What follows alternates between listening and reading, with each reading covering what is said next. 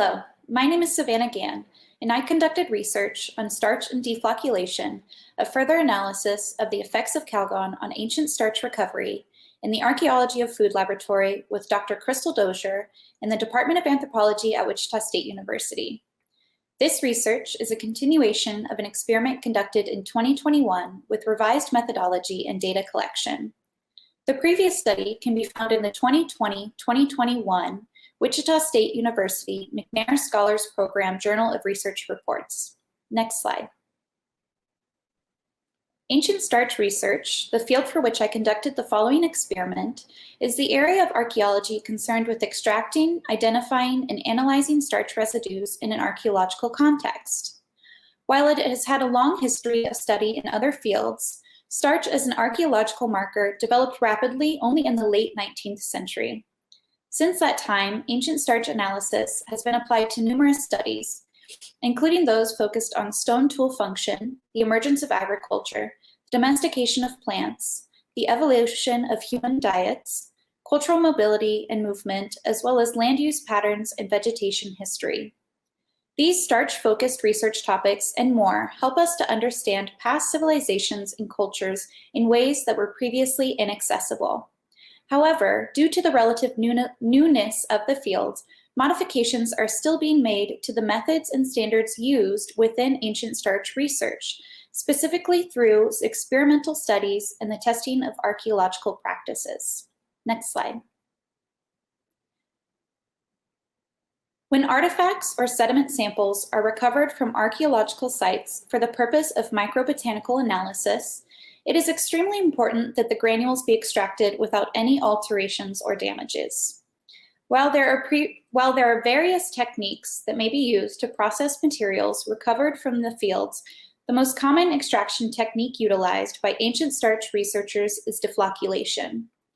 Deflocculation is the process in which sediments containing starch residues are soaked in a strongly charged ion solution to release the microbotanical remains from the clay particle aggregates, meaning that a sediment sample recovered from a site or artifact must be soaked in a solution which separates the potential microbotanical remains, such as starch or pollen, from the clay and silt that remains.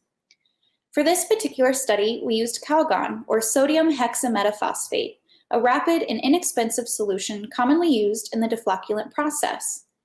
However, there are various conflicting conclusions about the use of Calgon as a deflocculant, which we hoped to address. Next slide. The first round of this experiment was conducted to determine if the amount of time that starch was left in the deflocculant solution Calgon affected starch recovery. However, while preliminary results indicated Calgon negatively affected starch recovery, the final results were inconclusive due to high starch granule presence and limited time constraints.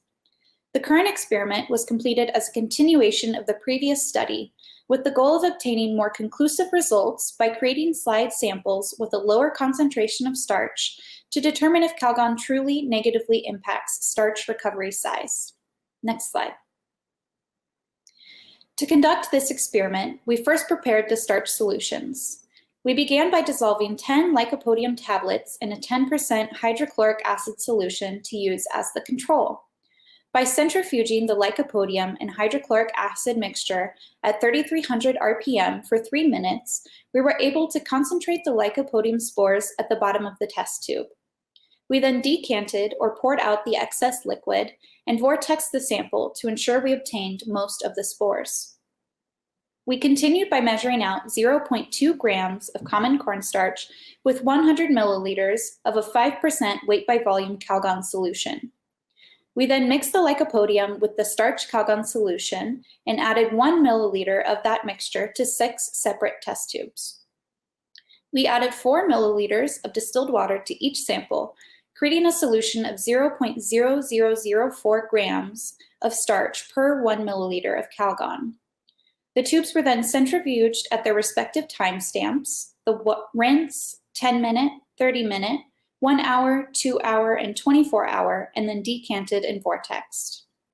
The previous experiment was conducted with a solution of 0.2 grams of starch per 5 milliliters of Calgon, which created slide samples with starch granules in the hundreds of thousands. Due to the high concentration of starch, data collection was slow and produced inconclusive results. The timed samples counted in the previous experiment showed no clear pattern or distinction in relation to time and were thus recreated with changed methodology to create slides with more manageable starch quantities. Slides were then prepared with a 1-to-1 ratio of the sample solution and glycerin, then counted manually through an Omex Lab LED binocular microscope with the human eye and a mechanical counter. Next slide. Results from the experiment suggest that starch recovery can decrease by nearly 50% when soaked in Calgon for a 24-hour period. The table shown here lists the starch and lycopodium quantities for each slide, along with their respective starch-lycopodium ratio. Figure 1 depicts these ratios over time in graph form. As you can see, the starch-lycopodium ratios decrease gradually as time increases, with the exception of the 30-minute sample. This slide contained the most starch granules of all the samples, with a count of 10,538 starch and 100 lycopodium, resulting in the highest ratio of 105.38. This is likely due to a distribution error on the slide and a human-reliant data collection method. Next slide. The amount of time in which starch is left to soak in Calgon has proven to affect starch recovery. Results from this experiment show that starch sample sizes may decrease by nearly half when left in Calgon for 24 hours, an amount of time common for deflocculation in the field of archaeology.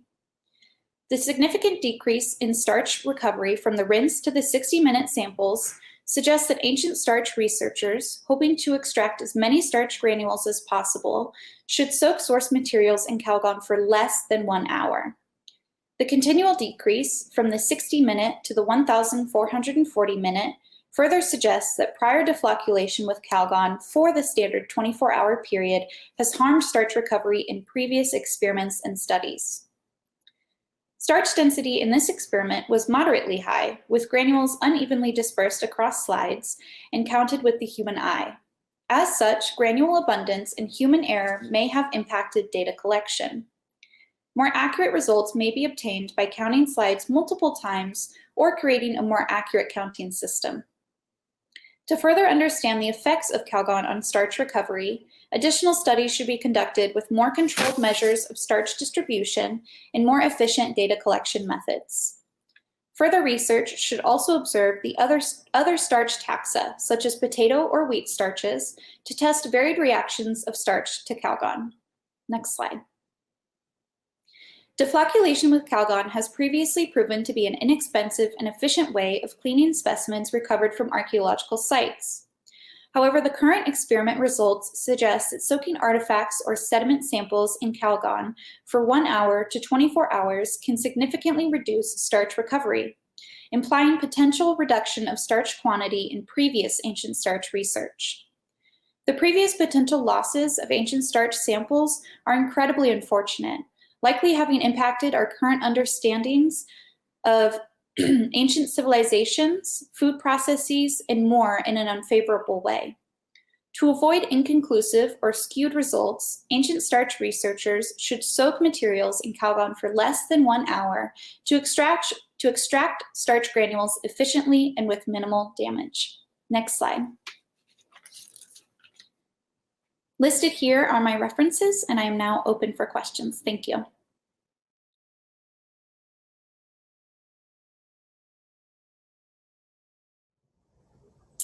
Deflocculation helps recover microbotanical remains by soaking the source materials in a strongly charged ion solution. The strongly charged ions separate the microbotanical remains, such as starch or pollen, which researchers are hoping to study, from the dirt and the silt that may be present on the artifact or in the sediment sample. So to separate those two gives us more clear slides and samples to observe. It is possible to create slides with the silt and dirt from the source material, but it is increasingly hard to actually see the starch or pollen present. We need a little more of a clear view, and deflocculation gives us that clear view.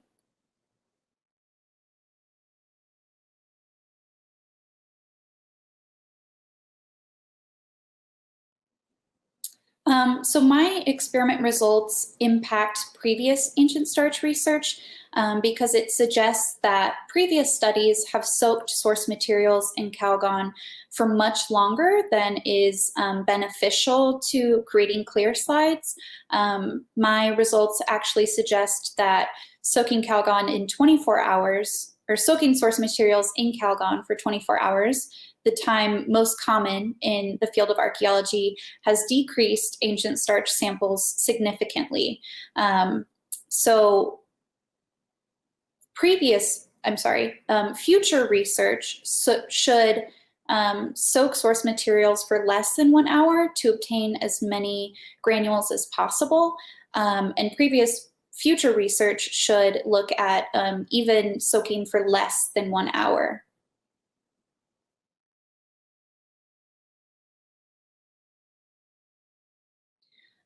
We chose the 6 timestamps completed in this research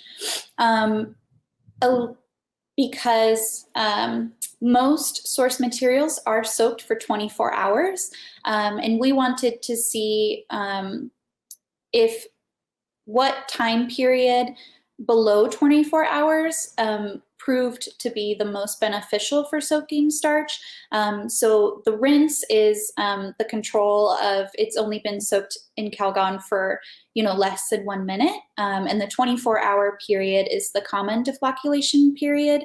So we chose to do the 10-minute, 30-minute, 1 hour, and 2 hour just to see if a smaller time frame worked better and gave us better results. And we felt that like a 12-hour or even a 20-hour would still be too much time. So we chose to go with some lower timestamps.